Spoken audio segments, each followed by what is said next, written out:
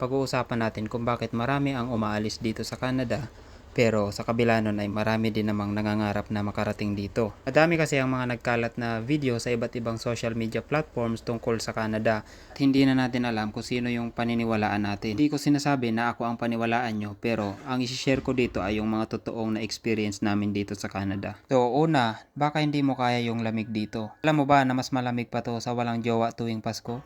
At isa ito sa naisip ko na dahilan kung bakit marami ang umaalis dito. At sa kabilang banda naman, kaya marami ang gustong pumunta dito ay siguro gusto nilang ma-experience yung snow. At ang sunod natin ay ang expectation. So nag-expect siguro sila na kapag nandito na sila ay gaganda na yung buhay nila. Na parang yung una, excited ka na makarating dito, pero nung nandito ka na, excited ka naman na umuwi. Lalo na kung may pinag-aralan ka naman dyan sa Pilipinas, may natapos ka, tapos pagdating dito magugulat ka yung trabaho mo ay iba. Ang layo doon sa profession mo. Alam mo ba na ang trabaho ng lalaki dito ay pwede maging trabaho ng babae, tulad ng pagbubuhat ng mabibigat. Halimbawa na lang kung ang trabaho mo sa Pilipinas ay teachers o kaya naman mga office work, paperwork. So 'di ba, magugulat kapag dating mo dito ang trabaho mo ay mga pisikalan. Kaya kung hindi ka sanay sa mga ganong mabibigat na trabaho, yung mga bugbugan talaga, so mapapaisip ka talaga na umuwi na lang ng Pilipinas. At isa pa sa naisip ko na dahilan siguro ay sobrang tahimik kasi dito.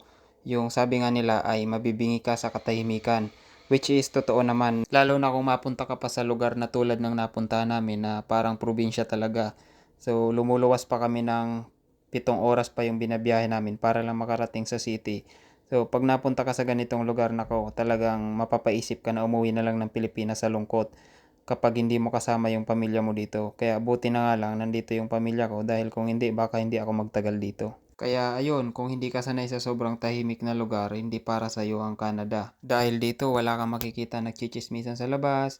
Yung mga naglalakad-lakad, mabibilang mo lang maghapon. Walang mga nagiinuman sa labas, walang mga tambay. Nagpapasko nga dito at nagbabagong taon na parang normal na araw lang. Pag nandito ka na talaga, hindi mo na maiiwasan na i-compare lagi yung Pilipinas.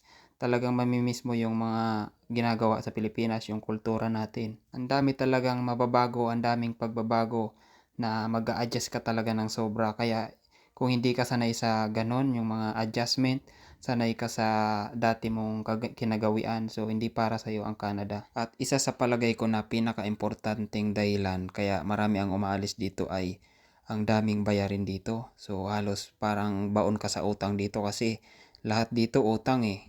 Yung bahay, sasakyan, insurance, yun, binabayaran mo yun, yung insurance, hindi pwedeng hindi ka kumuha dito.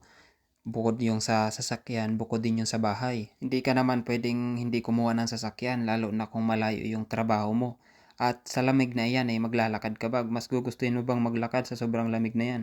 Tulad dito sa amin, wala talaga ditong taxi o kahit bus na masasakyan, kaya kailangan talaga dito may sarili kang sasakyan.